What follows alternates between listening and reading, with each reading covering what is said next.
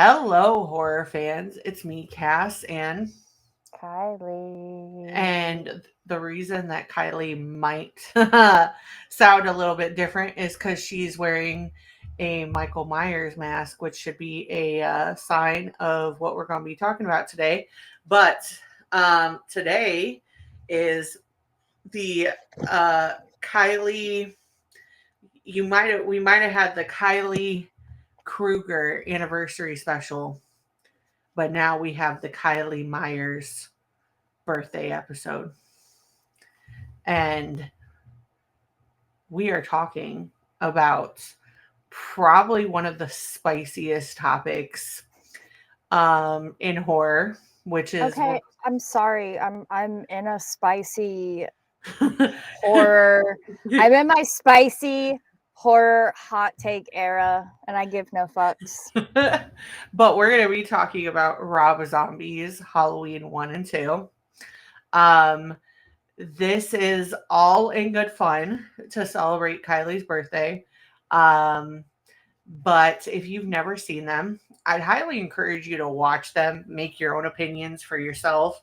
Um, but um, Rob Zombie, I love him. Talked Love about my him. love on here before.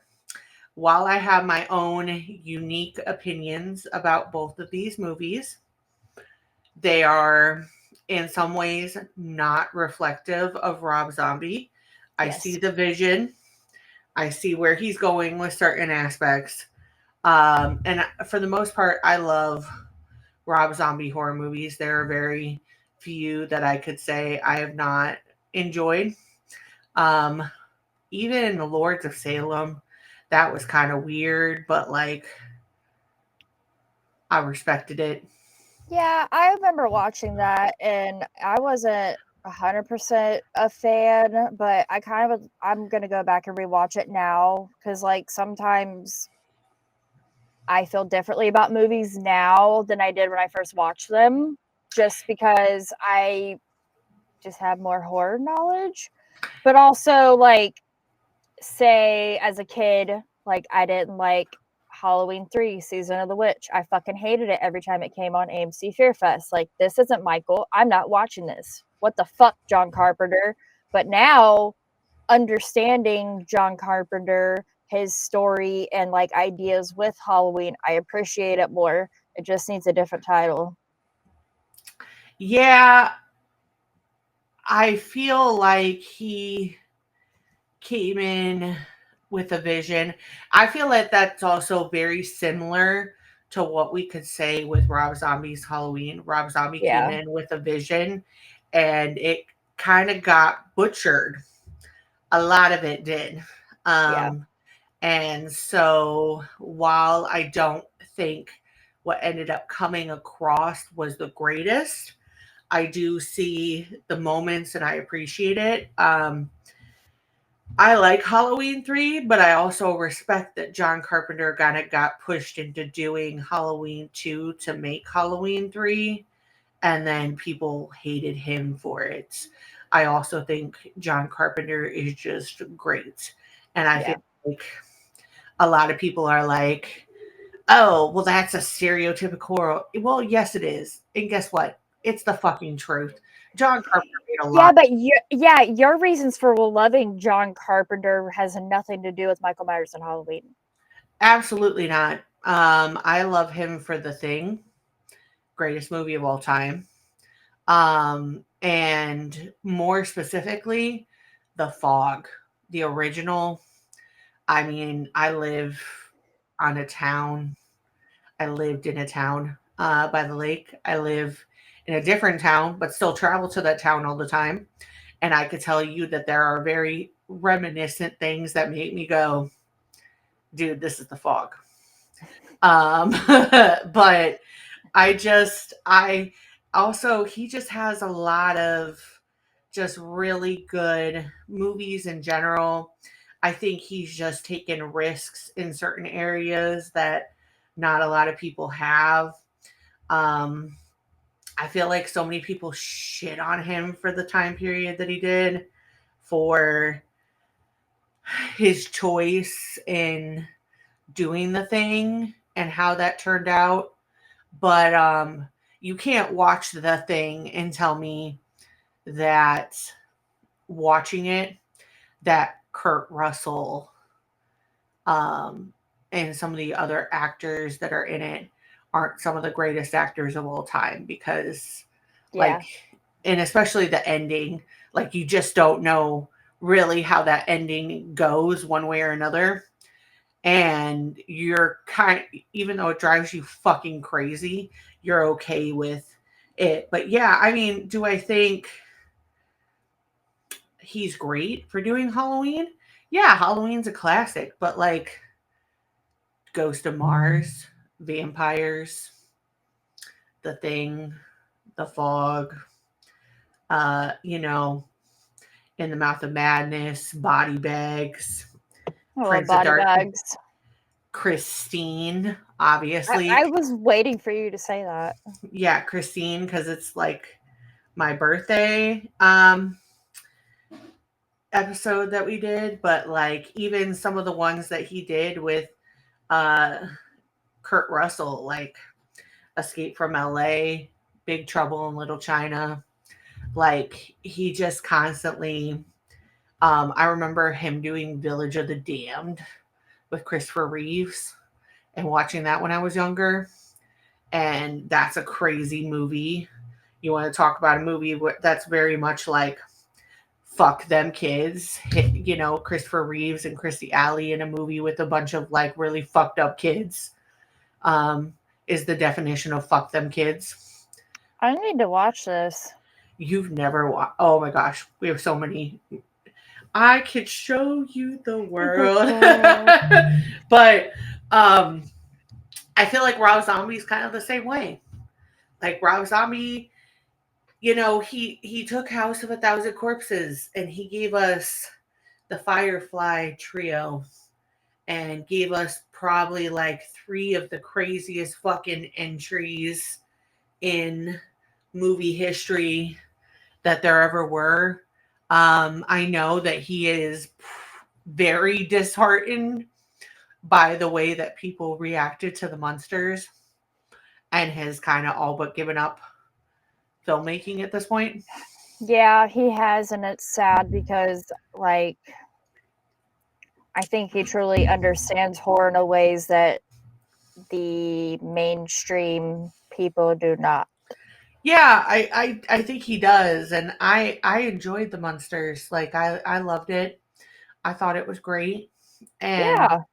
I really would love to see him take on different ones.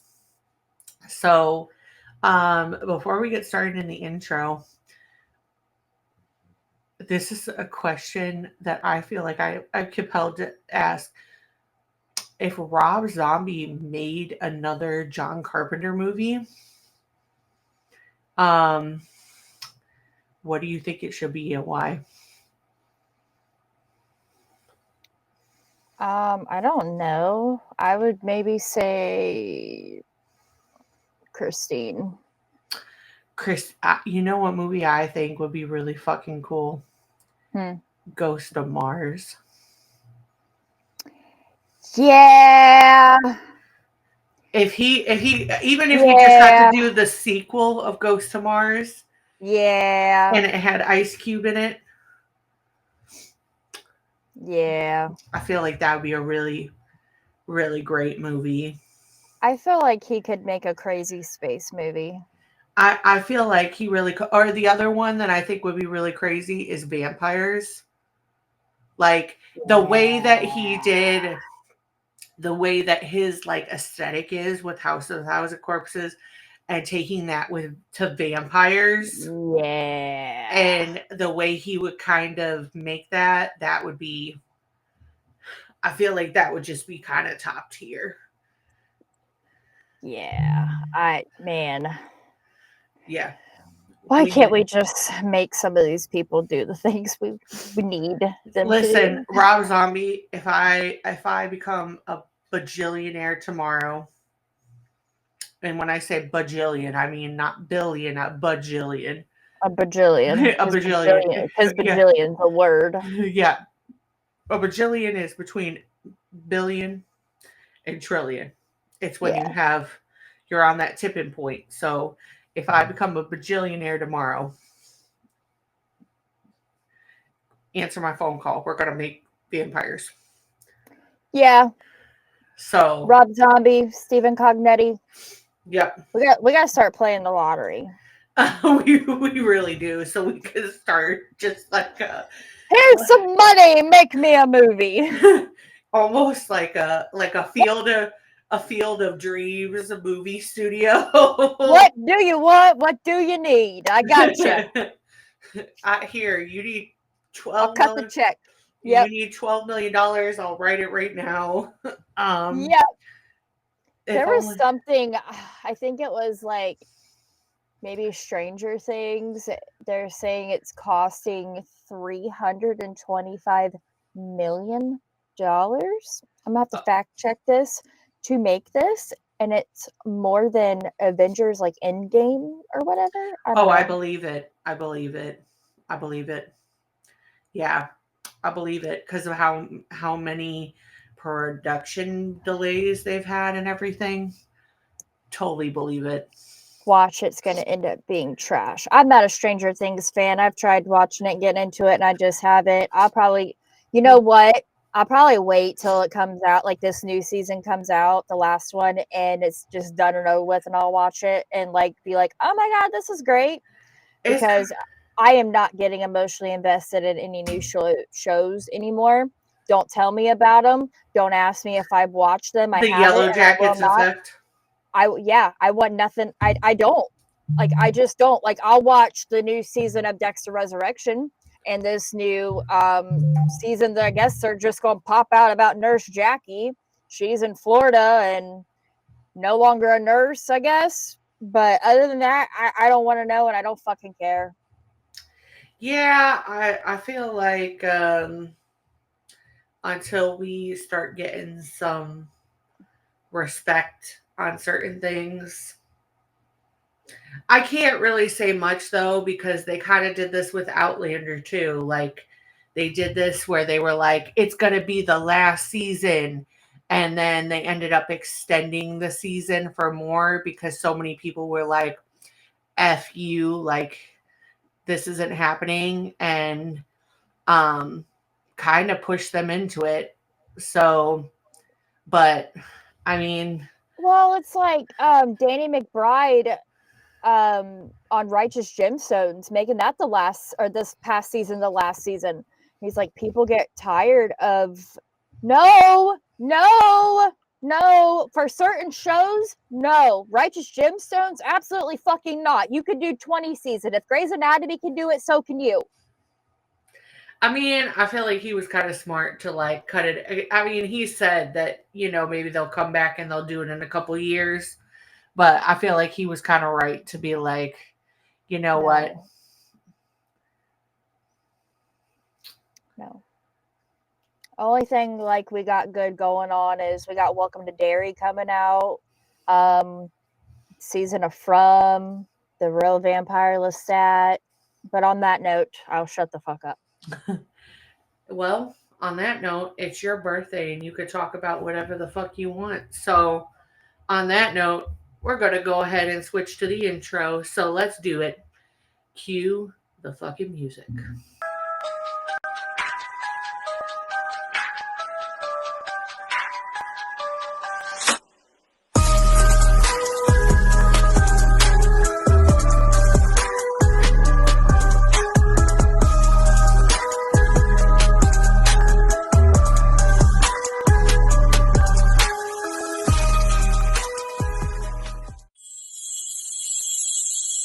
Welcome to the Horrorcraft Podcast.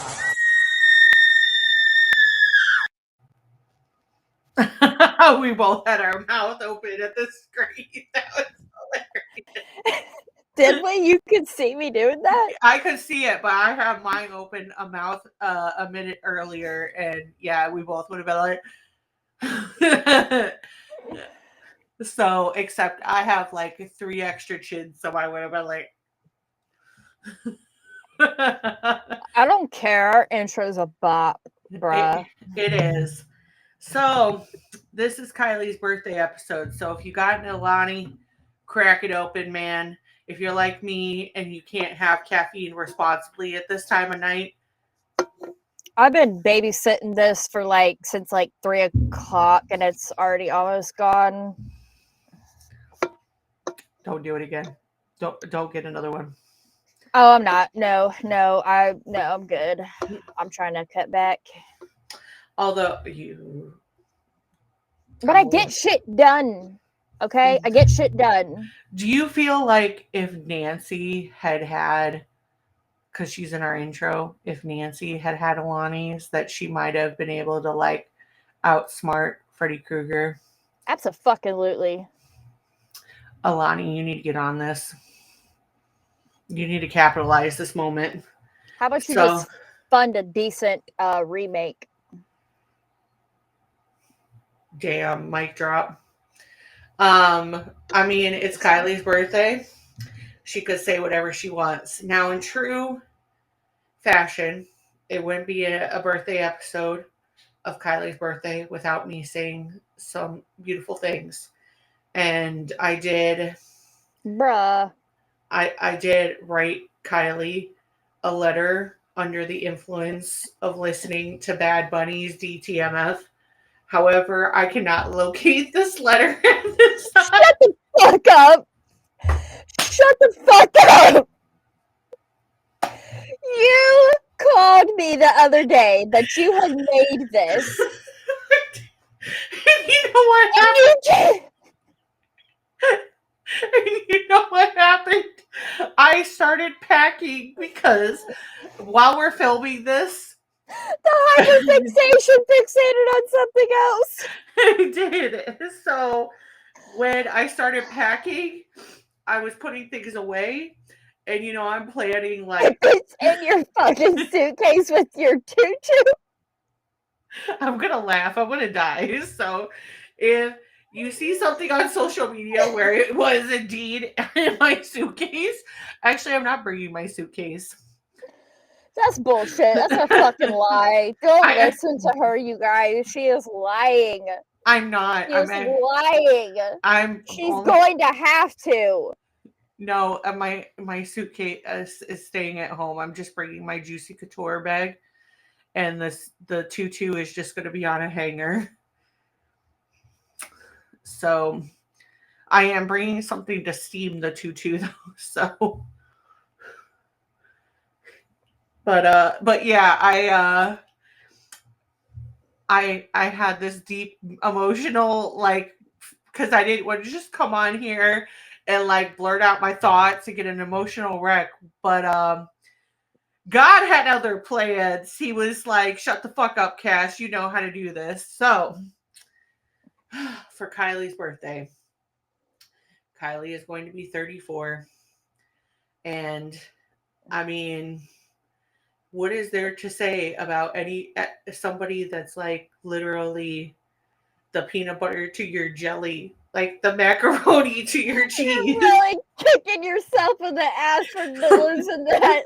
I really am, because I really but no, seriously, in all reality, the reason I wrote a letter is because I know if I came on and said half the things I was going to say, that I would bawl my eyes out.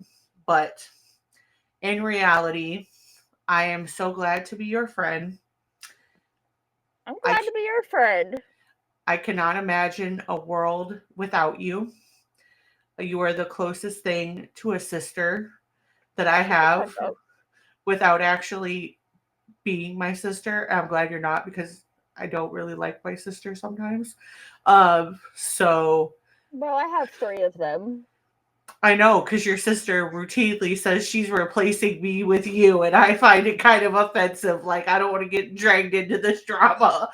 So, Kate, we love you, but stop, man. I'm not doing that beef. So, but for those of you who listen and hear Kylie and I laugh and have chaos together, it does not compare to when we are together. There are so many moments and so many different stories that I could deeply go into.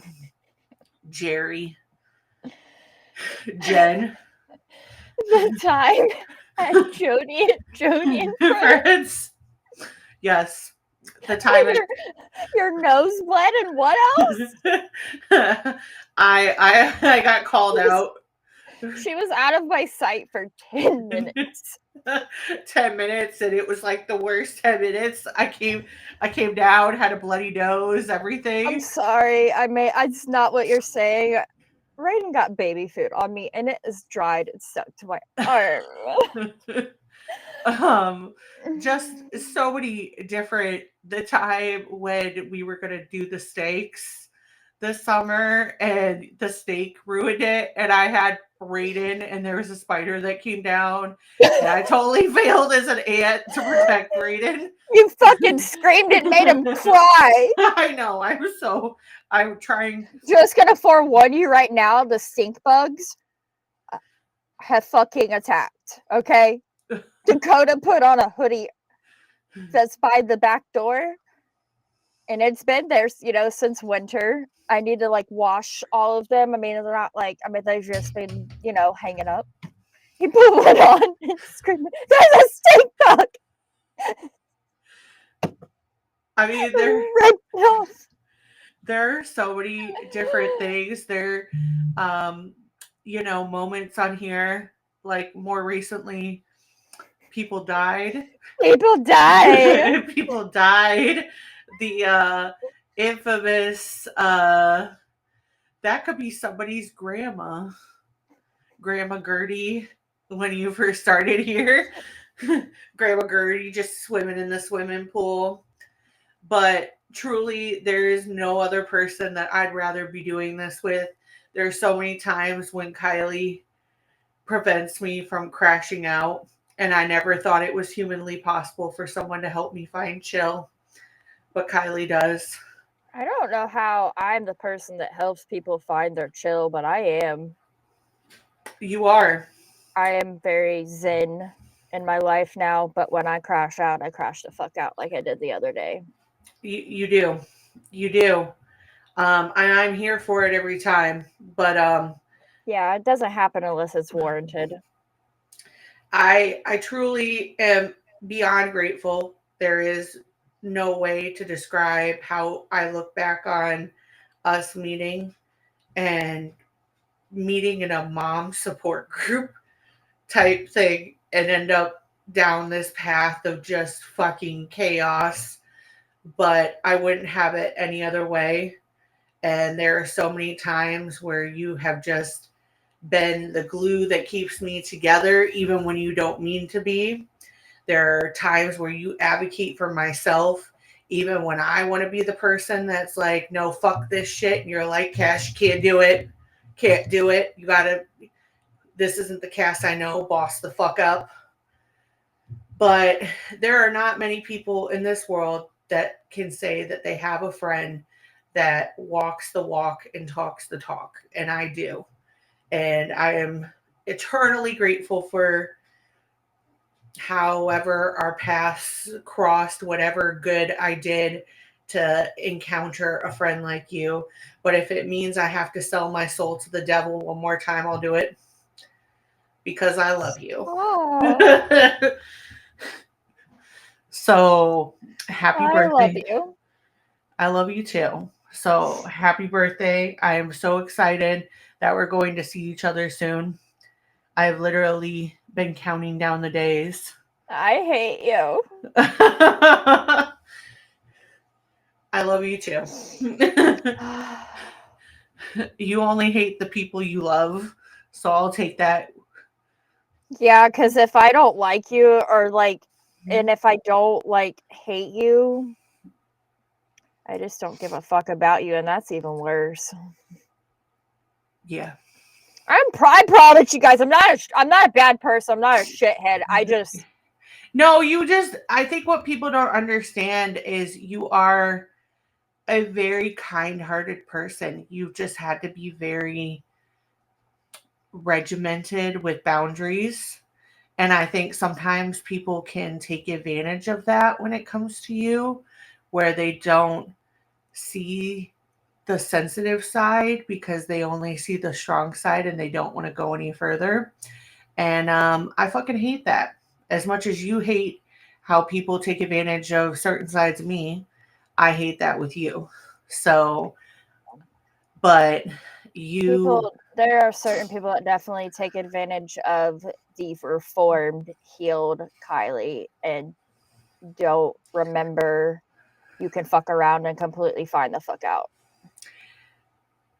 and I'm here for it. I'm the one that's in the background, like, what's her face and fucking Waterboy with Bobby with the sign. Do you want me to kill them? I feel like that's more me. I feel like we take turns. It really, yeah. it really has to be a certain situation.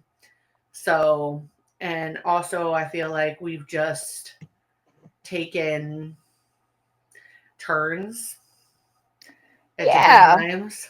Yeah. But also, I mean, like, you were, I mean, especially like, you're one of very few, a lot of people that were there for me, like when I lost my mom. yeah, I remember that. I can't even say that about just certain people in my life that, you know, that like I can't.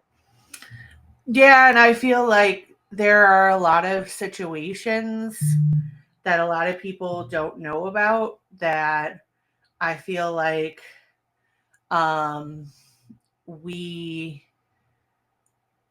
just being able to go through it with you, that is the reason why I've been able to be like, you know what, that's just some straight up shit. Because this is the person that I have, and we don't do that. So it's kind of like Gandalf in Lord of the Rings. You have no power here type moment. But we've definitely built some things that I've never thought we were going to. And Bro, if you asked me when I came on 2 years ago that we would be leveling the fuck up the way we are right now, I think we both would have been like, there's no fucking way. But just the fact that we're entering this week with we're going to fucking Scarefest, bro. Yeah, we're going to Scarefest. We're going to get some cool fucking content. We're going to be together. I mean, and I'm excited for Scarefest, but honestly, I'm even more excited to just feel the calmness of hitting close to your area and knowing that I'm going to be okay because I'm about to be with my best friend. Bro, and like my house is like where I live, it's so fucking calm. It just is. And it's beautiful in the fall around here. And I get to see Raiden, and he keeps growing. And every time we're on the phone, he's like, I just want to hear it, Cass. He gets so excited, and it's so just like heartwarming. He goes fucking ham. He does. He tries to take your phone. Mm-hmm. It's very cute. And just the way that Juju's like, Aunt Cass, is it forever now? Or is it 2 days? Is it 2 days? Is it tomorrow? Is it tomorrow? Or just like Z, sometimes when we're on the phone, the fact that he'll like come past and hear my voice and he'll just be like, hi. And I mean, just also the fact that Brayden decided to spam GIF you after you told him no ghost hunting. Well, he's not fucking allowed. I can't wait for us to get there. Especially if you can't tolerate earnest, scared, stupid. Which I'm not saying nothing or even nothing like of the sorts, but like if you want to ghost hunt, and you're scared of earnest, scared, stupid, no. I think part of it is he just doesn't want to watch the miracle that's Jim Varney, and I'm sorry, but I think so too. I feel like that's just disrespectful. So I can't just wait until we're at your house and you and I can instill in him the fact horror basics. Sit down. But just he doesn't even want to watch Monster Squad. I think it's just like, oh, that's an older movie. You know what I mean? But like, no, you're gonna watch these movies before you watch these movies. Exactly. So that isn't as emotionally deep as my other one is. Eventually we'll find that letter and I will give it to Kylee But for right now, we can't. So if it shows up in my suitcase or wherever, if a troll came and took it, return it, it'll show up eventually. But for all we know, my tutu ate it. Probably. Listen, if that thing turned into like Slacks, the movie, and it started becoming a man eater, I totally believe it. That thing has a mind of its own. Or one of your cats took it. It's probably Brenly. She's shiesty. She don't like me. She loves you. But I call her out on her shit. If it's hidden in between the Juicy Couture blankets, I know it's her.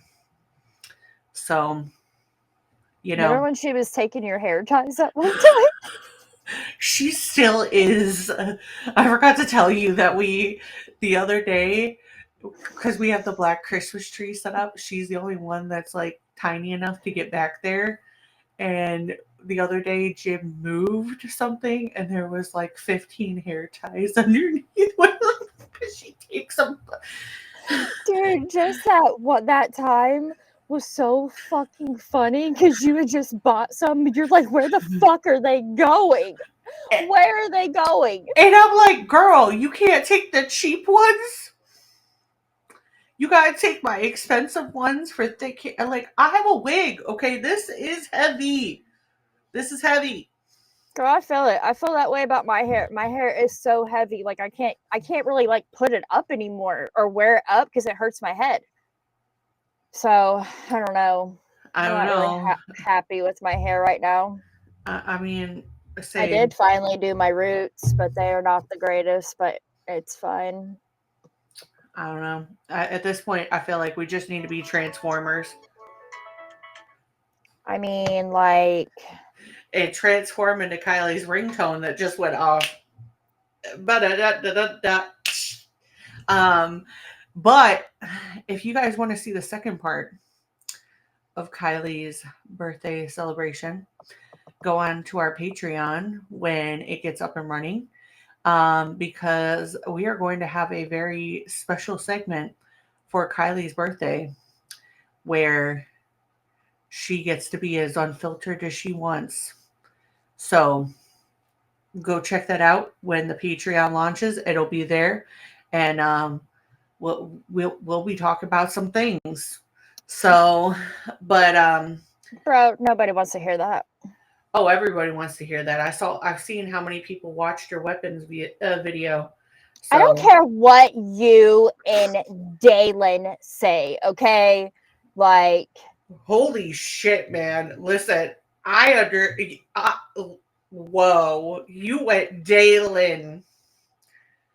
Damn. Yes, my did.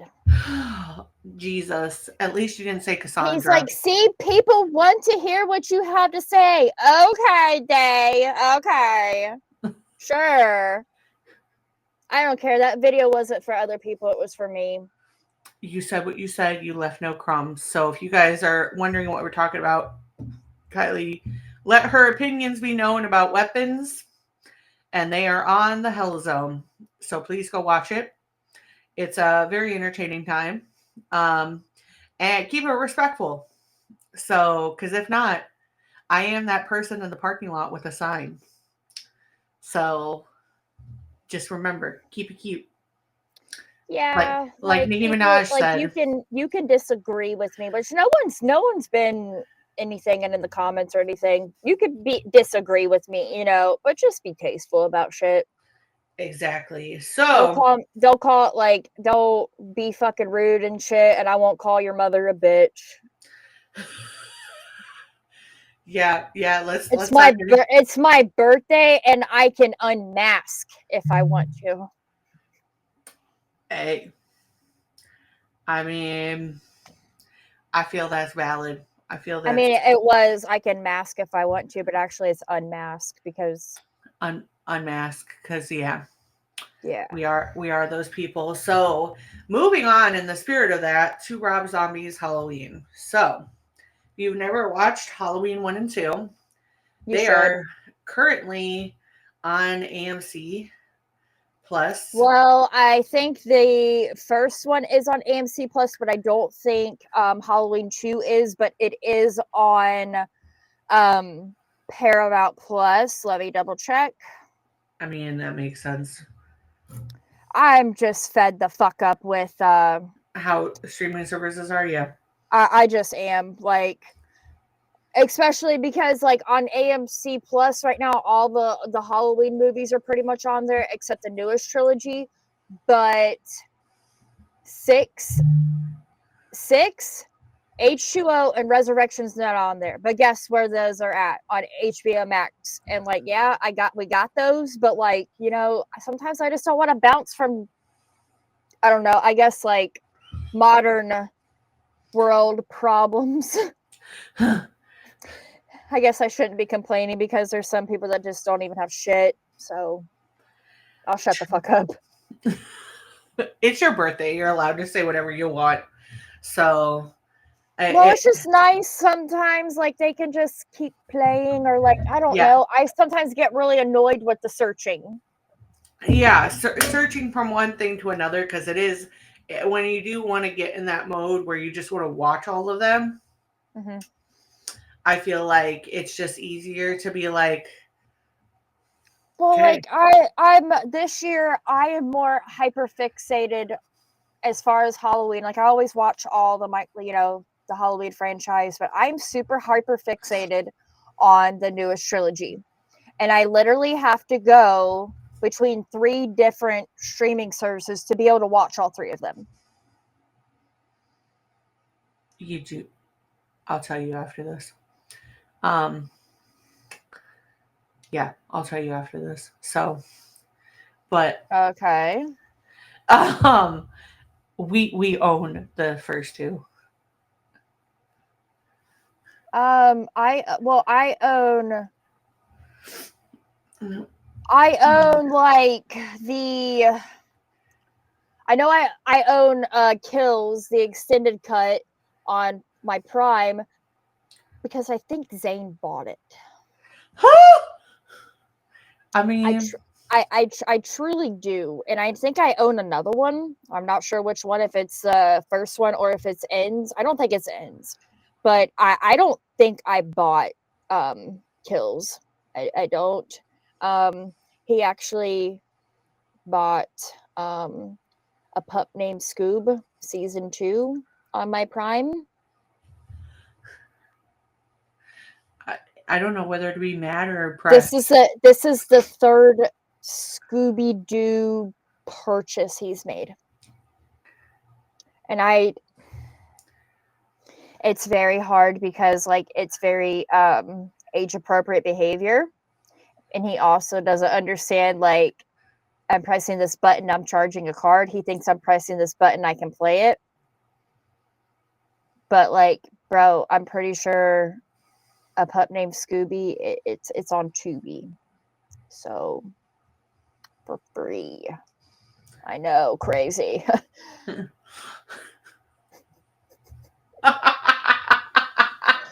Not $10 for a season, but you know what? Whatever. Because then it's like, he loves Scooby-Doo. Yeah, you're like, I kind of can't be mad about it. See, we were just talking about this off camera, but, like, you're a huge fan of Halloween, like Michael Myers. You have been since we've known each other. I remember when Ends came out and we talked about it, but bro, I remember when, yeah, it was Ends or Kills, and we were getting close, but we weren't like we are anywhere near where we are now. And I definitely was not even on the wavelength of, like, hey, you want to come be a co-host on my podcast? But we were just talking about it, and you were like, you can use my Peacock login to watch it. And I'm like, really? I'm like, who the fuck is this girl? She's so nice. Like, I had you fooled. I didn't even. Oh, you. That was your Kool-Aid. It started with Halloween Ends. It went to the gift baskets. And then I sucked you in. It was my master plan all along. So No, the gift baskets just made me, I don't know. I've been like this since I was a kid, and I guess maybe it's trauma, but when people give me gifts and say compliments about me, I get very uncomfortable. And I promise it's not that I'm an asshole. I just don't know how to, yeah. like, I couldn't even grasp or understand, like, me and Dakota's first Christmas together and everything that his mom and sister had bought me for Christmas. I'm like, what? I haven't And had then gifts like this since I was a kid? What do you mean they love me? Are you sure? But then you get me that just shows up with like a whole laundry basket that has different gift baskets in it for each child. And yeah, I earned the Aunt Cass reputation. You did. You did. Yeah. You did. Yeah. I've come very demure this time, but it's because I already brought down like people-sized stuffed animals last time. I don't. Well, I own the first Halloween in the newest trilogy. Thanks, Zane. I mean, maybe I did buy that. I know I didn't buy Kills. I don't know. I just don't see myself. I have only made a couple purchases on Prime, and the one is a documentary about the missing women in Ohio, because that was the only way I could watch it. And The King of Staten Island with Pete Davidson. I don't remember purchasing that. I may have for my mom though, because she loves Pete Davidson. She loved Pete Davidson. I mean, valid, but yeah, I don't know if it's just me, but like maybe it just speaks to who I am as a person, but I get more hyper fixated on movies that don't have like big people in them. It's because you have to be the cool kid. It's not even that. It's just honestly like certain attention. I think for me, I've really sat down and thought about this even more so recently. I think for me, the reason I gravitate towards certain ones, it has to be something that I just get sucked into or I really like get deeply just connected to. And for some reason, it's like the outsider, like or just like the romance part of things, or even just like the being weird and cool and different, but I mean, because I certainly like bigger ones, but I think I also just like weird shit. Like I was the kid that watched The Mummy and was like, I'm gonna make Egyptian culture my whole personality for years. Well, with the Halloween franchise, I like my first big horror icon I was introduced to was Freddy Krueger, as you guys know, and my dad. Yeah. But I discovered the Halloween franchise and Michael Myers because of AMC Fear Fest. That was like on my own, and I'm just like, Dad, but he's cool. It's Michael Myers, and he wasn't really like, he kind of wasn't really into him either. But I will say the Rob Zombie remakes I had on bootleg DVD, and they were the unrated. And my dad is the one who gave me those because my dad was a fan of like A House of a Thousand Corpses and Devil's Rejects. Yeah. I really wish I could talk to my dad because like I feel like I barely scratched the surface on just stuff with horror that he loved, and just some of the stuff that I do know that he loved. Like I just feel like it went really deep in just his horror knowledge. It would just be really cool. And especially like with Sinners, he would have fucking loved Sinners so much. Oh, yeah. I think about that all the time. Especially me with my uncle. I just think like my uncle would have watched that and thought it was such a cool thing, like melding so many different things together. But I think for me, it's crazy because I had a similar experience. But for me, when I watched AMC Fear Fest, that was the first time I ever watched Dracula, like Really? the Francis Ford Coppola's, Yeah. and it would play a lot. And for me, that was a big thing. And also, too, I think Stephen King was a huge thing on AMC Fear Fest. Yeah, like that's another one that like I got into a lot of Stephen King ones, and even like my mom, she was not a horror fan really, but like I do know like certain Stephen King ones, like she did enjoy Carrie, and she did enjoy Misery. Yeah, see, for me, I think some of my first Stephen King movies were Salem's Lot, um, Thinner, Christine, and Tommy Knockers and The Stand. So those were some of my first ones. And for some reason, just like, oh, a Creep Show. First time I watched Creep Show, I was probably like 12, 13 when I watched Creep Show. And that to me was what is this? Like, I was like, in Nightmare Before Christmas when Jack is like, what's this? What's What's this? Like, this? What's this? that was me. I was like, what do you mean? Like, this was so cool. And then watching I think Trick or Treat was one of the first um grown up horror movies that I watched by myself. Like actually watched by myself. And I don't even remember how I convinced my parents to let me rent that at 14 by myself, but Bro, I'm I look back and I was renting some out of pocket shit at Family Video when I was getting it when I was like 11, 12, 13.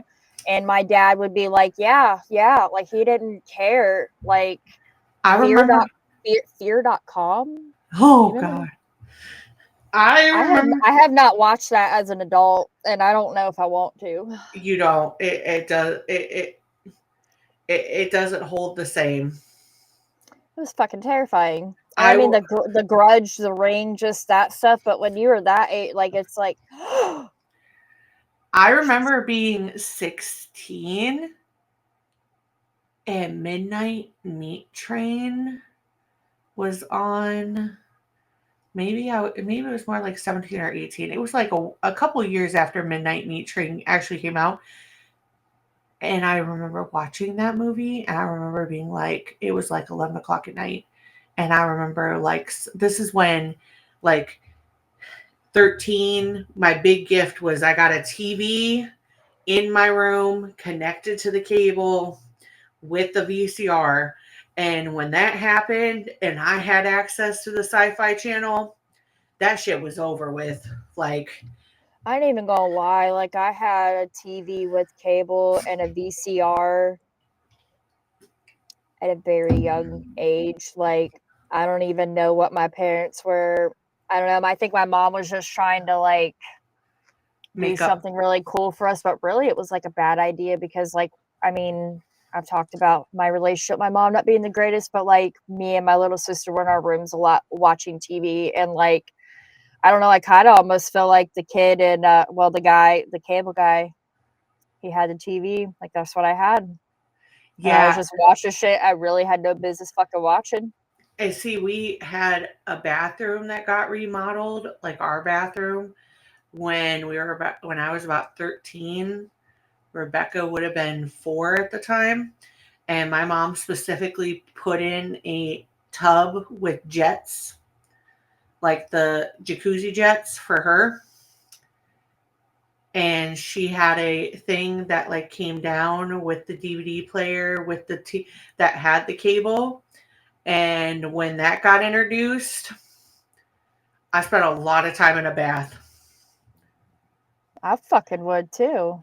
I would be like, I'm gonna take a bath, and it would be like the versions of baths that we have now. Like I'd be like, okay, the bubble bath, I'm gonna do all the scrubs, and it would just be me sitting in there like watching The Crow for the 27th million time, like just being in the bathroom for 2 hours, and they had heated floors.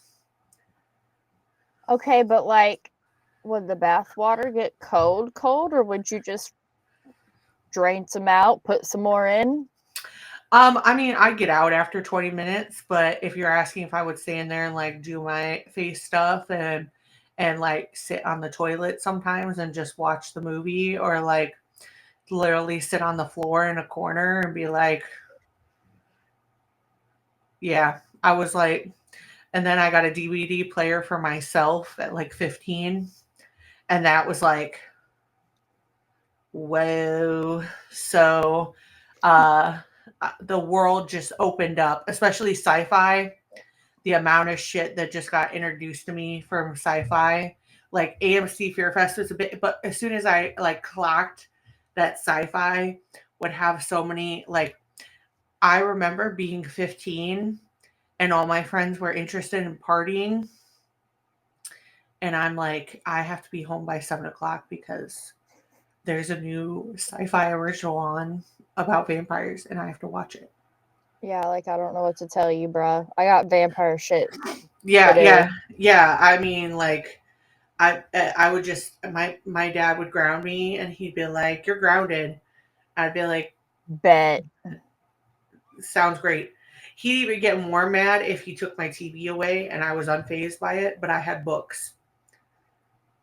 I had a bookshelf all around my whole entire room that had like different, and my grandparents would send me books, my grandmother particularly, and I would just sit there and read like books, and my dad would get so mad.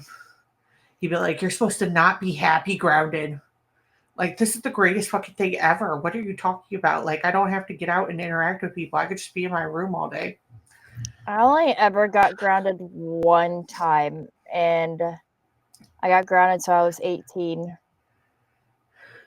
Are you ready to hear the story? I'm ready to hear this. Well, I was at a house party. I was 17, and my boyfriend at the time was 21. And him and his friend, we were all drunk, and he decided to steal someone's stereo system. And the cops got called. And yeah, I'm sitting in a chair acting like I'm fucking asleep, and cop shines his fucking light, like, wake up. And I'm like, oh, acting like I just woke up. Yeah, I was in the back of a police car, and I called my mom, and she's like, you're grounded till you're 18. Yeah, well, I'm already hopping out of my window every night, whatever the fuck I want. So, and it was like right before right before my senior year was starting.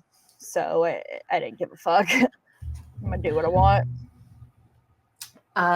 It's so funny. Similarly, same thing happened around the time I was 17, my senior year. The cops called my mother and said that I was down at the police station. And my mom's like, there's no way, she's in her room. Like, so my mom's like freaking out. My mom opens the door. I'm in bed, Kylee. In bed, sleeping. Don't know what happened. So apparently somebody found an old ID of mine and was trying to pass it off as mine. And they were like, yeah, your daughter's here. And my mom's like, my I'm daughter, looking at her. my daughter is not. That's kind of an insult too. That my mom instantly was like, "Yeah, my daughter's not out at the like." My mom was like, "The What the same fuck are you girl, talking about?" the Yeah. same girl that carried around the vampire encyclopedia. Like she's home. She was watching Bro, Dracula." fucking squirrel. Side note, you remember when I lost my Cash App card a couple weeks ago? Yeah. I freaking someone messaged me on fucking Facebook, like, I found your Cash App card near the river, like that bridge by the Briar Patch. I was fishing with a magnet and found it. I never messaged him back because I already got a replacement, but that means I left it on my car and it flew off.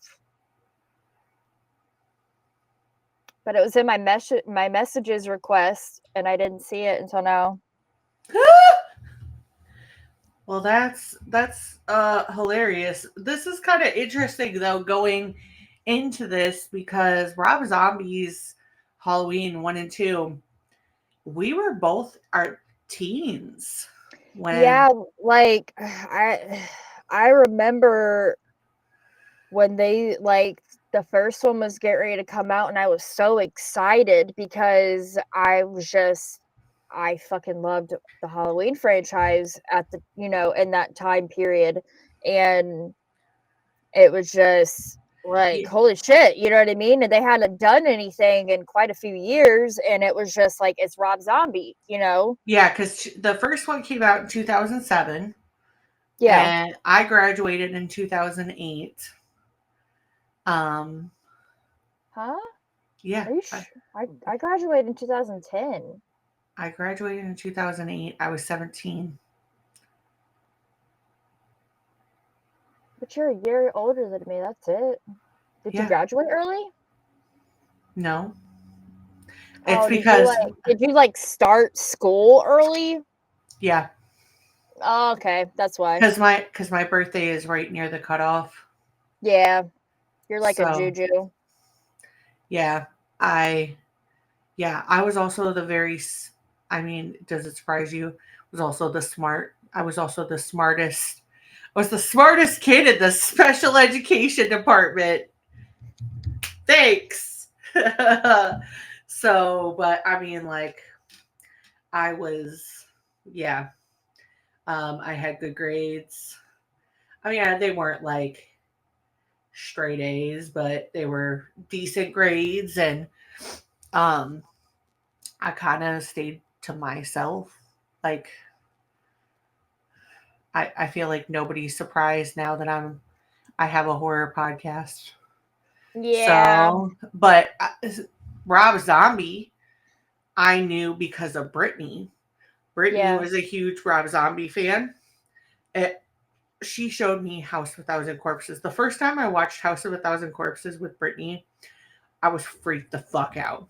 I was like, what the fuck is this shit? Like, I remember it always being at my dad's house on the DVD rack, like with the DVDs, but I never watched it because the cover freaked me out. And it took me a long time to even, like, I saw Devil's Rejects before House of a Thousand Corpses. oh yeah, I saw House of a Thousand Corpses and then Devil's Rejects. Brittany had me watch because Brittany loved them.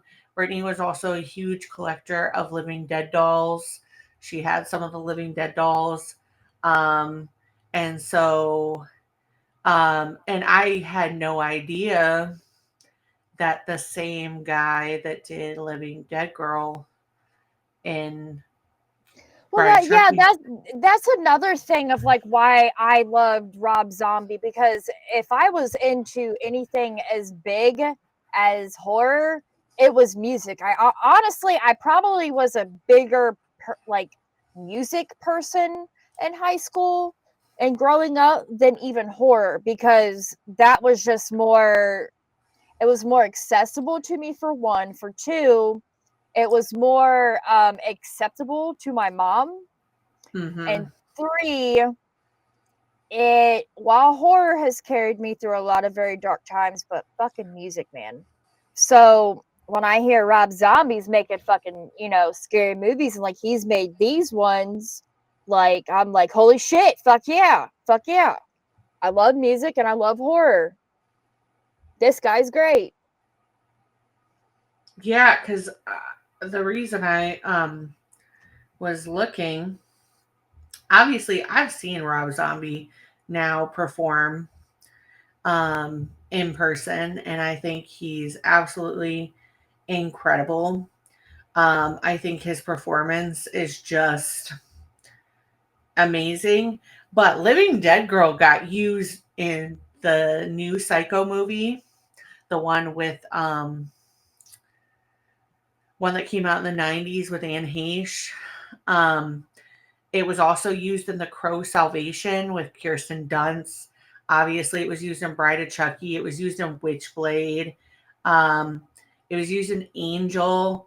But then, like, uh, Dracula got used in Book of Shadows, Blair Witch, The Matrix, Paranormal Activity 4, Idle Hands, The Watcher, Twisted Metal. Like, it's been used in a lot of things, but like, I loved his music. So, not knowing that it was him.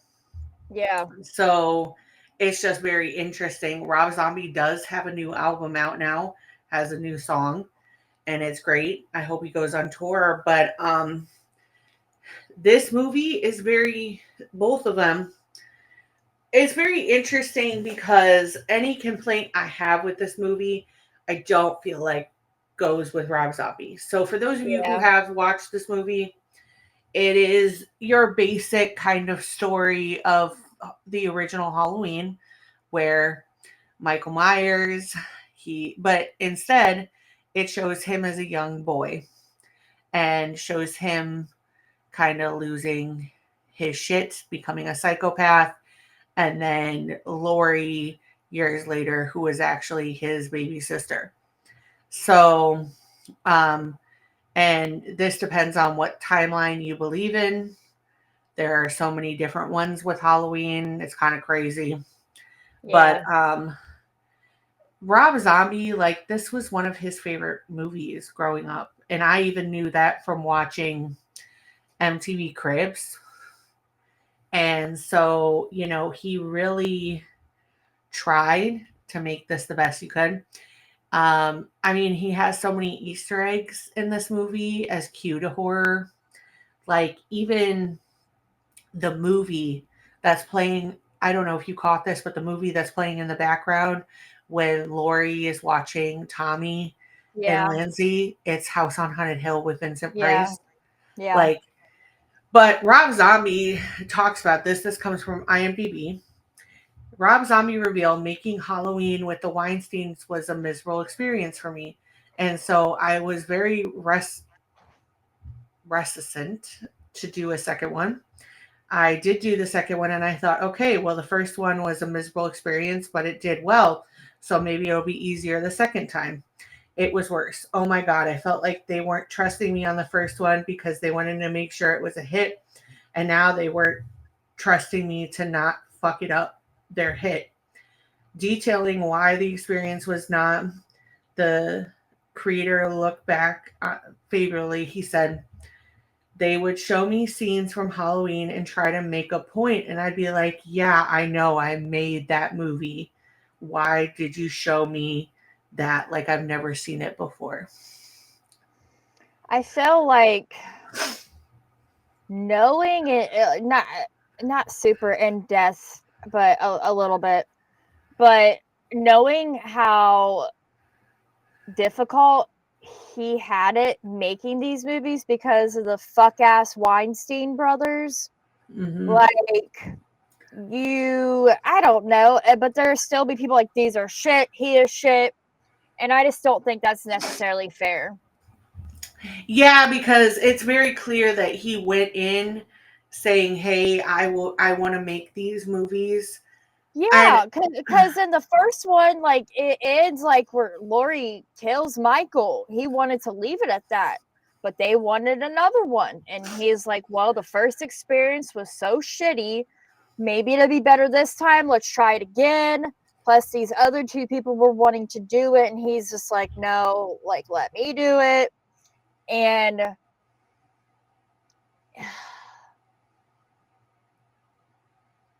here's my thing.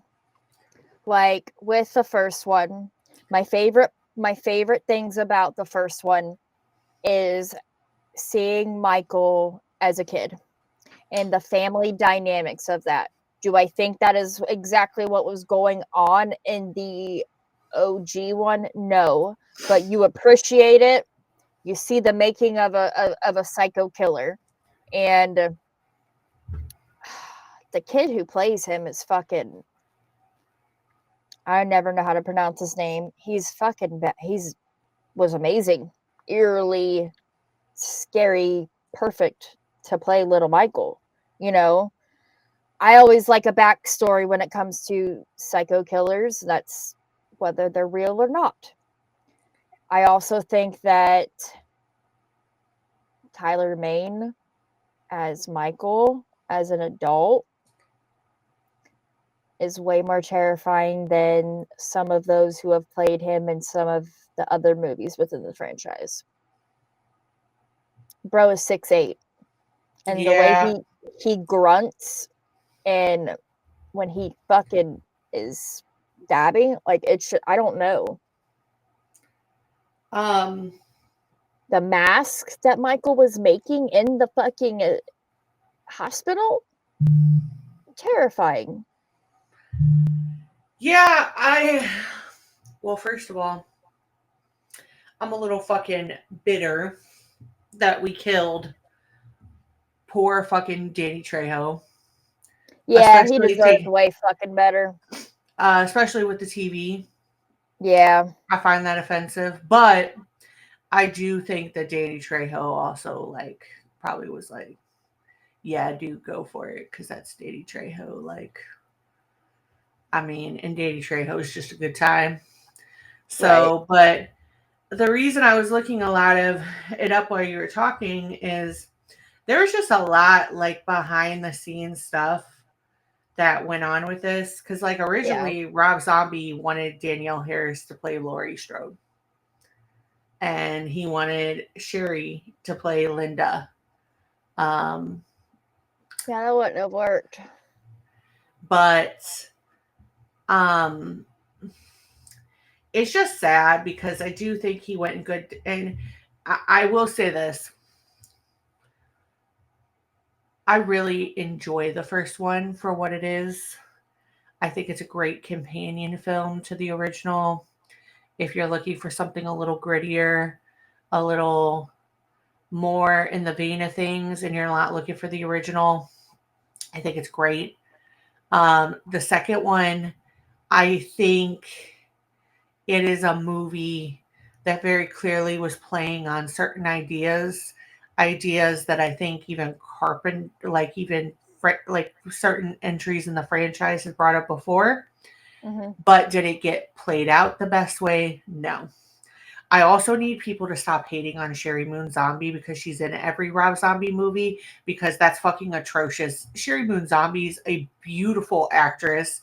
And yeah, like the first Halloween Rob Zombie remake was on AMC Fear Fest the other night, and because they were having a Michael Myers marathon all day, and someone posted in one of the groups or whatever, like, Sherry can't act. I'm like, what, bro? Like, just say you're bitter and you have a little dick and call it a day, because she can act. Like, I've seen worse acting of, like, actual actresses that are more, how do I want to say, because I wouldn't want to say that Sherry Moon Zombie's not well established and, like, known, because she fucking is, but just other people I don't think are the great.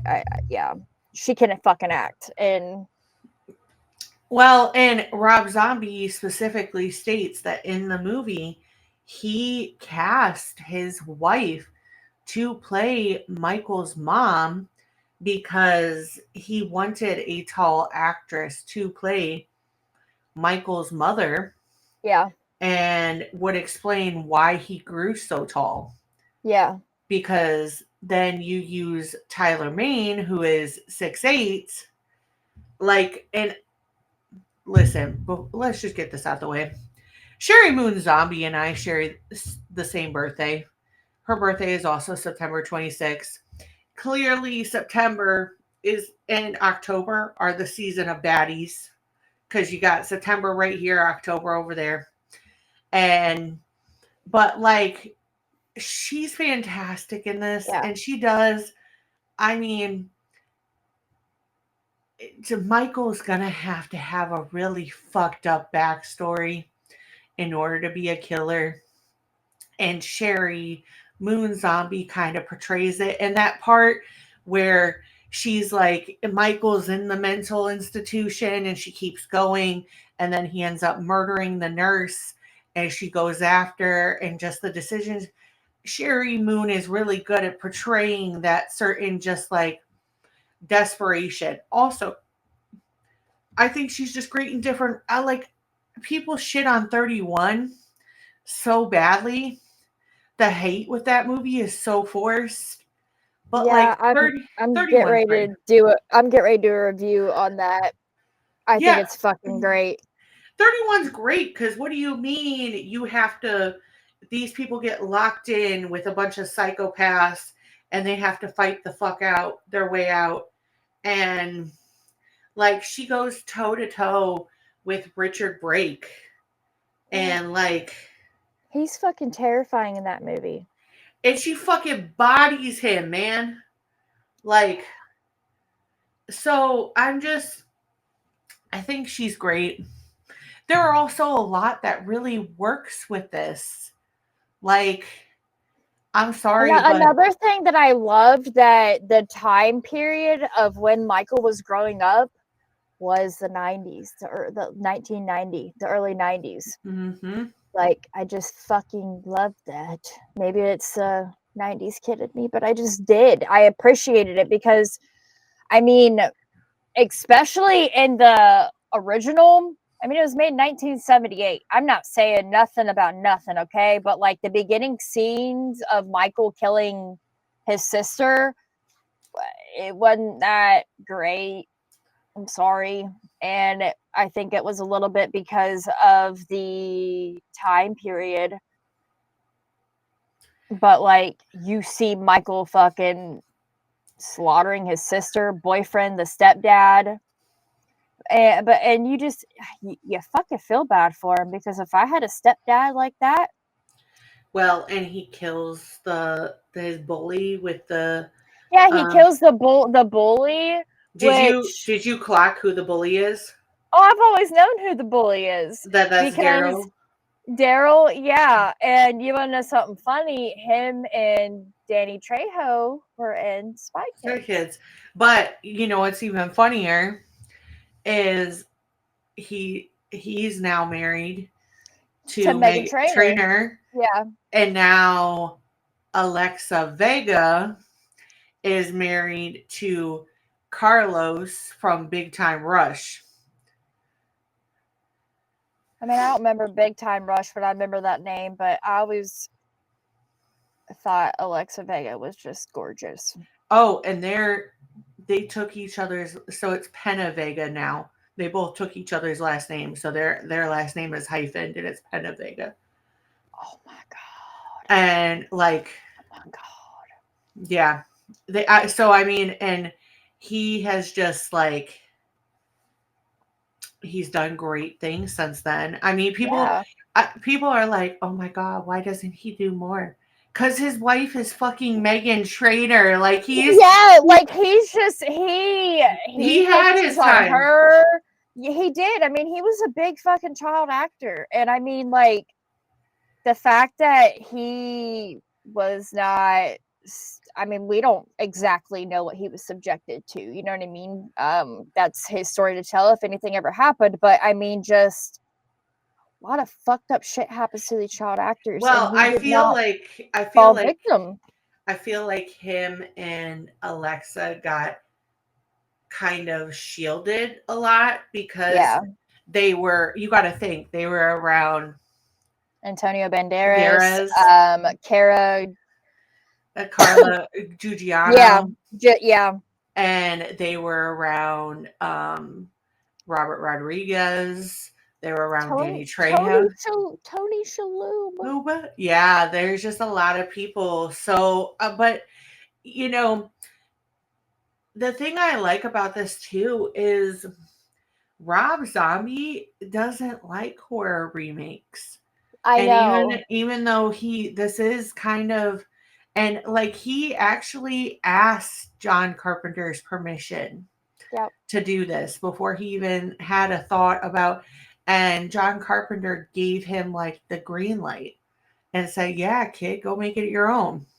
And listen, I'm just gonna say this, but if you have any faults with this movie, go watch the Nightmare on Elm Street remake. Hey, come at me, bruh. Like the Yeah. first one. I'm talking about the Yeah. first one. The second one, admittedly, I feel like the second one kind of got the Nightbreed treatment, The which is, second one, I okay. think, I mean, it starts off with a bang, okay. But yeah, she wakes up and it's a dream, and but I also, I don't know. I loved Laurie in this second one. I wanted to like. I just thought she was so fucking cool, and her car and her hair, and like, bro, like the opening scene in the hospital, her hand, mm-hmm, her fingers, and I think Rob Zombie does a great job of portraying trauma yeah. and how it affects you and how it affects the people around you. But I don't like the dream sequences. I don't like that. I also don't like the ambiguity in the theatrical on whether or not she actually killed all those people or she just killed Dr. Loomis. And I Dr. also Loomis was a fucking dick in it. it breaks my heart because in the first one, Malcolm McDowell is great in it, Mhm. and I his mean, portrayal. I think he's great in this one. He was just portraying a character that he was Yeah, told to. But I feel like when you have it in mind that Robert Zombie was like he had Dr. Phil in mind, makes me a little bit okay with it because I don't like Dr. Phil and I think he's a part of the Illuminati.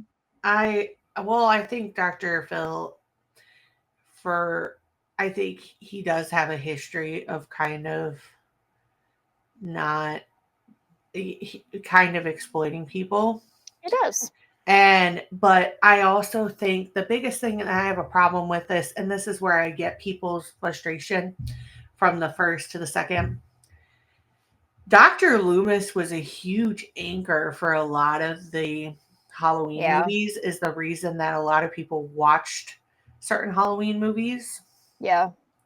And you can't just take that character, start him off as this is who he is, and then decide that he's going to be a corporate greedy person that causes all that. Do I also think that he tries to make up for it in the end once he realizes, like, yeah, this was in poor taste? Yeah. But I also, like, I love. You can't say that was like the worst part about 2. Okay. I can't. I just don't jive with 2. I had a much better viewing experience with 1 than I did 2. There's just 2 is a lot of like, it's a lot of great, what could have been cool ideas that Yeah. seem like they just got mashed apart with different things.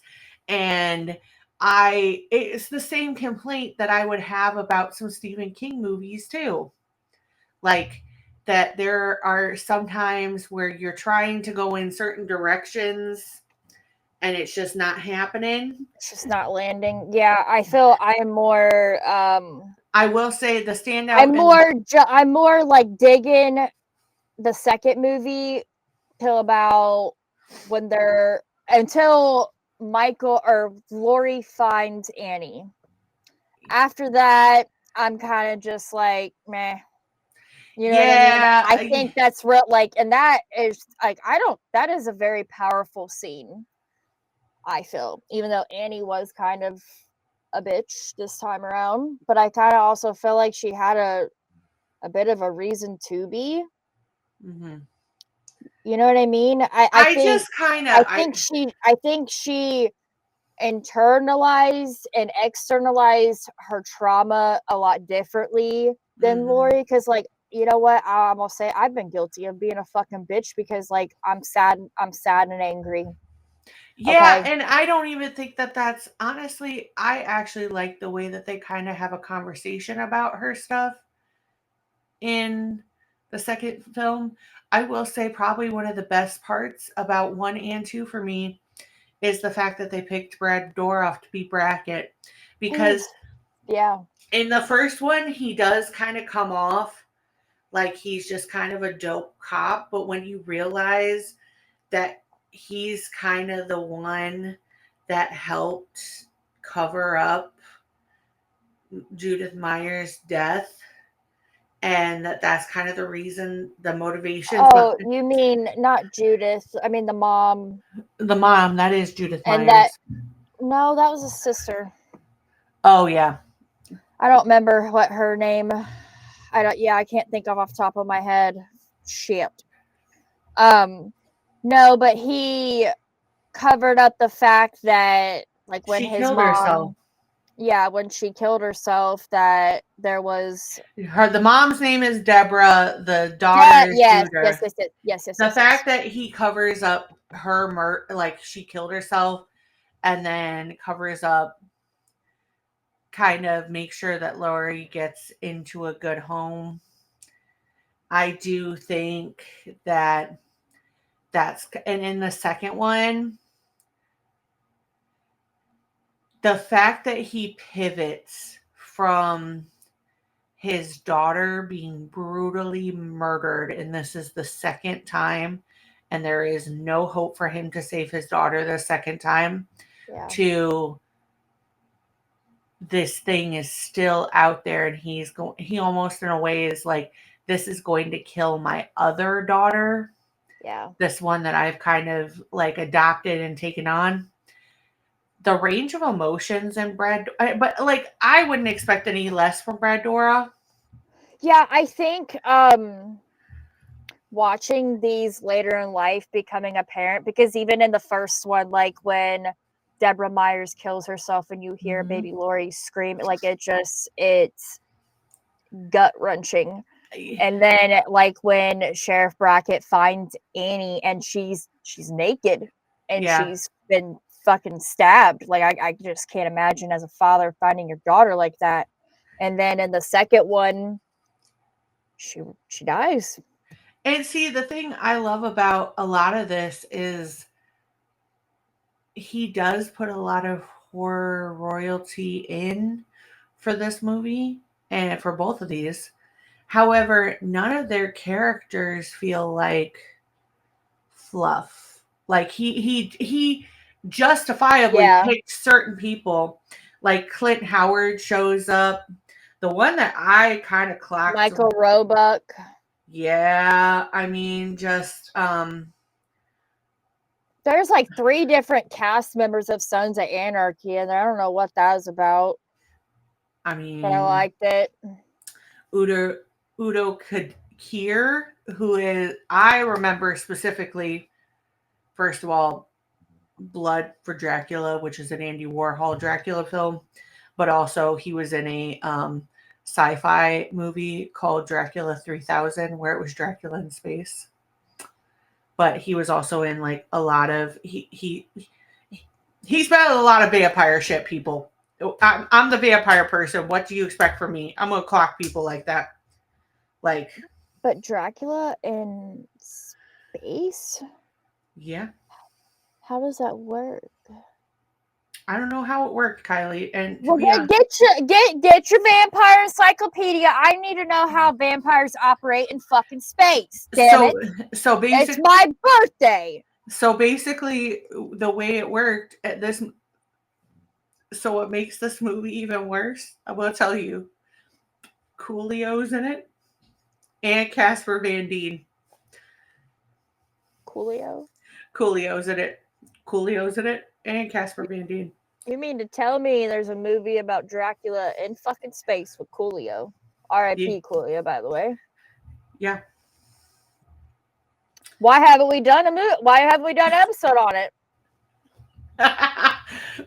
We will. And then people will we? I just don't know if you're prepared for it, because I mean, like, is it Bermuda tentacles level? Is it so bad it's good? Yes. Is it the level of fuckery that shit was, where it's I mean, like, it's laughable because it's kind of like it's kind of Killer Clowns laughable level. Like, Okay. what did you expect from, like, Okay. Christy Swanson's in it too? No, not Christy Swanson. Erica Elenick. Um, there's a bunch of different people in it. Um, but yeah, it definitely is a different kind of move. Oh, and there's a robot in it. All right. Now we're getting too fucking crazy. I mean, it's a space movie. But are we talking like it's between? It's like if sci-fi had a version of Jason X. That's kind of what I was thinking. Like it's like a Jason X. It pretty much is. It pretty much Yeah. is. So it is a good time. But Udo Kier, I'm saying that again wrong. He Probably. is a German actor, but he has been in a lot. But he's one of the doctors from the insane asylum. But Clint Howard is also one of the doctors, and Clint Howard was in Ice Cream Man, among many other horror movies. But there are just a lot of people that show up. I love that he put Danny Trejo in and the part that he did.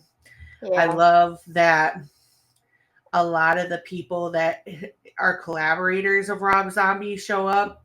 I think they try to make a whole thing with Rob Zombie about, oh, he uses the same people.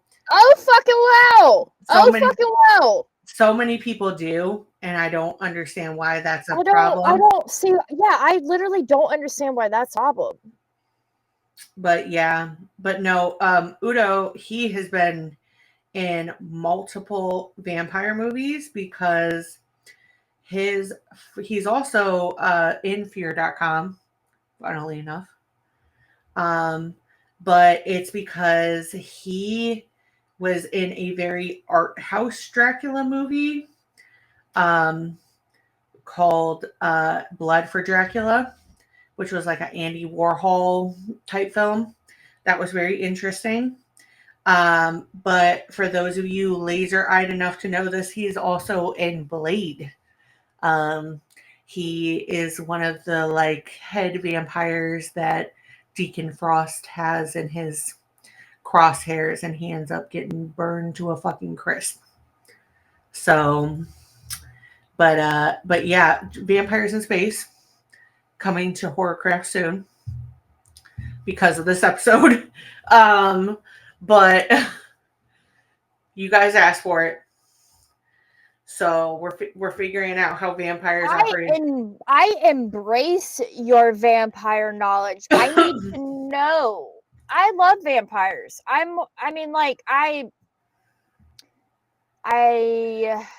One of my first horror movies, I mean, I wouldn't necessarily call it a horror movie exactly, but it was Interview with the Vampire, Brad Pitt and Tom Cruise. You know what I mean? Like, but if I had werewolves, vampires, I want to be a hybrid. I want to be Michael from Underworld. See, now we're veering off of Rob Zombie, but going back to AMC Fear Fest, how this kind of popped up on for you. Vampires was a lot that popped up for me. So like From Dusk Till Dawn, the original Dracula, the Fritz Ford Coppola's version. They're not really doing enough on vampires on AMC Fear Fest. They did like an 80s marathon today, and when I woke up and I went out, Fright Night was on, so I'm like, that's cool. Yeah, Fright Night is one that I watched that was on there. But they did a Final Destination marathon, and I was just like, yeah, because they did it already, like right before they were getting ready to start AMC Fear Fest. So I'm just kind of like, come on, guys. Yeah, well, now Peacock has a whole channel devoted to vampires. So it's on there like channel things, they've got a lot on there. But a lot of the vampire movies I grew up with, like John Carpenter's Vampires, Yeah. that was because of AMC Fairfest. I remember like lasering in on the fact that Dracula would be playing the original. Yeah. They would do Universal Monsters, and I would like go haywire for Yeah. watching that. So, but it's interesting to see um, the um, kind of just evolution and how we picked up on a lot of films from that. So I think Yeah. that's kind of a testament though to this movie. And to kind of wrap it up, we've kind of just briefly talked about this, haven't really gone into full detail. Kind of just more of our memories of this because I think this is a movie that you should experience for yourself. I also think there will come a point in a time where we will dissect each movie. I would like to, at some point in time, dive in and do a complete, like, Rob Zombie catalog. Like, But where, you mean like his Halloween remakes, or you talk about the Halloween franchise? Because no, you don't. eventually I'd like to do both, but I also feel like we're the kind of people that Do we would do. you? Do you really? Do you Yeah. really? No, you don't. Yeah, I would do it for you. You would dive in. It would be like me doing that for you because you would dive into all the Blade trilogy with me. I So, would. but I think the remakes would, but I also think it would be cool to do a whole month on Rob Zombie. I agree. So, and I think that's something that I feel like will come because I just love Rob Zombie. Me too. So, People talk too but much shit about him. yeah, and I feel like the main point of this episode is this is kind of reflective of I think both of our feelings right now with horror. But I think people just need like guys, I love you, but sometimes I just need you to watch the movies and listen. If you got an opinion from there, I welcome an educated opinion. Shout out to our friend Tanner because he's like, if you guys come on the internet and say that Halloween 2 Rob Zombie is the greatest thing since sliced bread, I'm going to turn it off. I'm not saying that, No, okay? you're not saying that. What I'm saying is, I feel like this is the first one is great. I think it's got a lot of good elements to it. Do I think it's the original? No. Do I think that's okay? Yes. Do I also think that these are both movies that somebody started off with the original vision, went in a different lane, and then they look kind of different? Yeah, I do. But I think you just kind of have to watch them for yourself. And, you know, until you've had to put a movie together and it not turn out the way that it does, please don't go dragging people for that kind of stuff. Like I think You don't know what other things are at play, and I think just people truly don't understand what it takes. Like I'm gonna say it again. You guys don't understand what it takes to make a movie. I don't understand what it takes to make a movie. Like, I think but I think justified criticism and constructive criticism is great. I think dragging something because it's not a particular style of movie that you like and you want it to conform to that style of movie, instead of just embracing the movie for what it is, yeah, that is a whole other thing. I think that's where we get frustrated. yep. So, from both of us, please do us both a big birthday wish and just give things a chance before you start dragging things because we're starting to lose a little bit of the cool factor here. Yep. We're getting a little too commercial, and that's kind of anti what George Romero built a lot of this. George Romero, John Carpenter, Wes Craven, a lot of these people that just built up horror, even going far back into like the Universal Monster days to gothic horror to the literary. I need you guys to chill out. Yeah. So, but until then, we're a safe space for everybody. So, Yes. um, And listen, if you got constructive criticism, feel free to comment down below. Tell us your constructive Let's talk criticism. about it. Let's talk about it. Let's have a discussion about it. We don't get along. We don't have similar opinions. Kylee and I are not similar in our horror views, Yeah. but that's what kind of makes us great, is because we both have different views, but we both respect each other's views. So just be a good person. How about that? Pretty fucking much. Yeah. So But it's too much to ask for these days. So it whatever. is. It is, but it's Kylie's birthday, so let's just hereby this for one time, okay? One time. Give me a fucking day, guys. Give me a fucking day for y'all to act right, okay? Yeah. Just one fucking day. One day. So, but with that said, spam Kylie with birthday wishes. Let her know how much you love her and think she's great. And if you have nothing nice to say, then bring it to my inbox because I will take all the smoke, especially in this category. So, but with that said, we're going to slide really quickly into our what is our movie in horror this week. And I'll go ahead and start because I had one movie and then I changed it. So, when I started this episode, Haunted Mansion was on my mind because I had just watched Haunted Mansion with Jim and the cats. And what fucking changed? What changed is I remembered I watched a movie with Jim, a movie that he likes a lot, and a movie that I don't think a lot of people associate with horror, but they should because it's a good movie. I like it, but go watch the new Haunted Mansion movie. I like it. I mean, I get why people were mad. I don't like the whole stuff that happened during the strike. Don't think that that's appropriate, but it was a good movie, and I think it explains a lot. But for me, my movie of the week is Nothing But Trouble. If you have never seen that, that is with John Candy. Is that a horror movie? Yeah, I mean, yeah, it's a comedy. I would say horror comedy. Okay. But it's got John Candy. It's got Demi Moore. It's got Dan Aykroyd, Chevy Chase. I think it's great. I think it's got some horrifying elements. But if that's not too horrifying for you, I'd also say watch House on Haunted Hill. The 1999 version, because I watched that the other day. It was on a random horror channel, and that movie, as always, is a banger.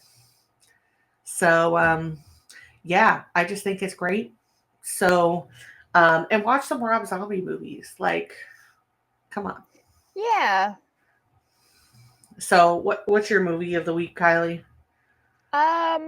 Well, I guess I'll say something Rob Zombie because I watched Halloween 1 and 2 remake, but I watched Devil's Rejects, and I just forgot how fucking good that movie is. That movie is just such a fun fucking time. Tutti fucking fruity, man. I just had fun, and now I'm like I'm hyper fixated on Rob Zombie. But I watched 2 found footage movies last night with Dakota.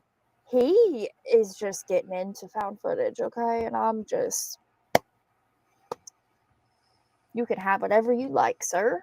You can have whatever you like. Okay, T.I. But we watched Don't Peek, which I watched that earlier this year when it came out. I'm not going to talk about it because I'm going to do a review on it. But we watched, because I was just trying to find something, because he was taken aback for I Don't Peek a little bit, but I was just trying to put on something. But I've had on debut box, The Story of Chris Chambers. It's not a very long one. It is streaming on Tubi. Dybbuk box, yes. I didn't even realize it was pronounced that way until last night. Dybbuk box, The Story of Chris Chambers.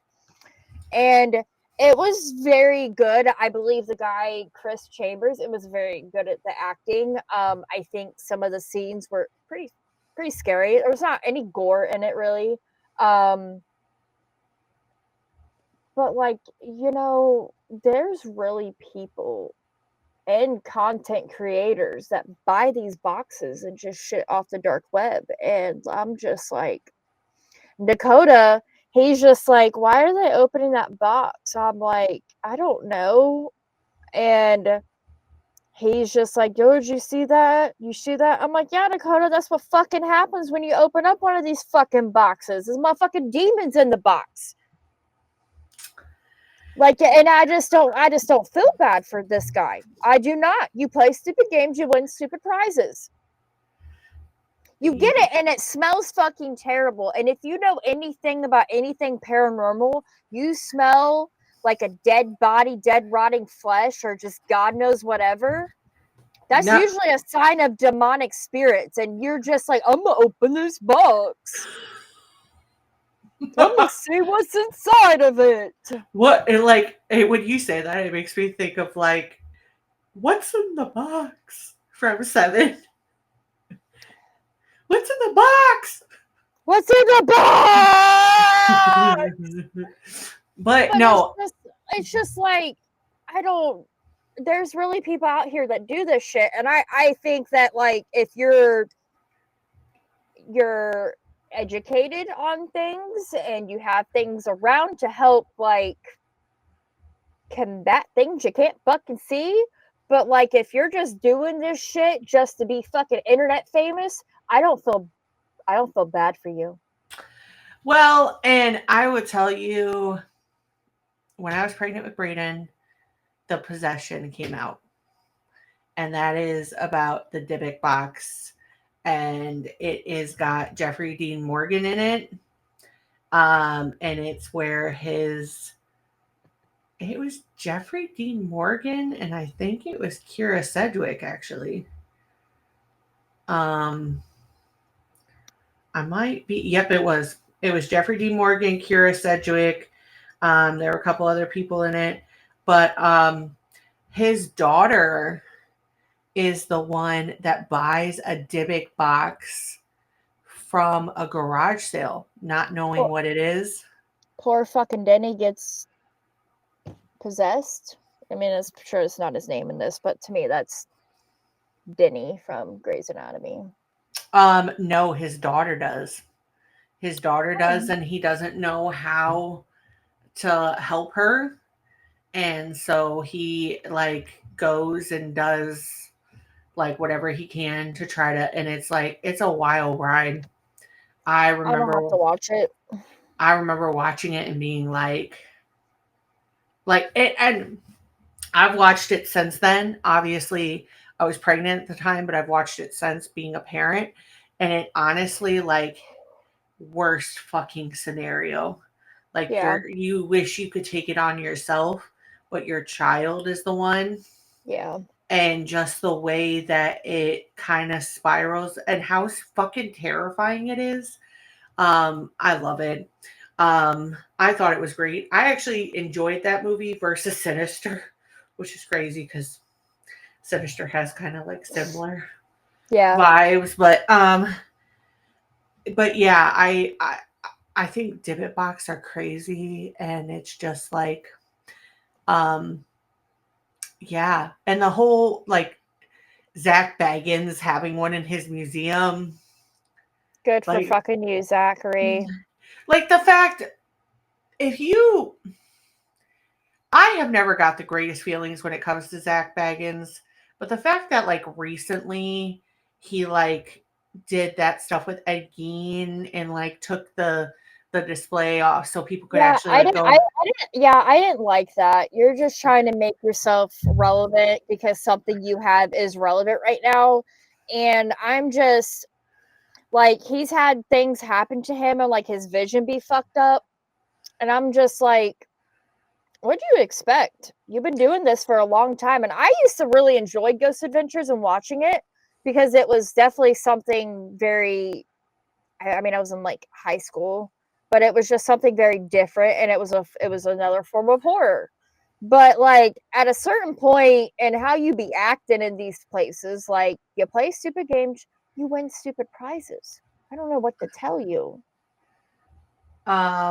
See, I was never a big fan of Ghost Adventures. I grew up in the era of Ghost Hunters. Well, I'm more of a fan of Ryan Buell from Paranormal State.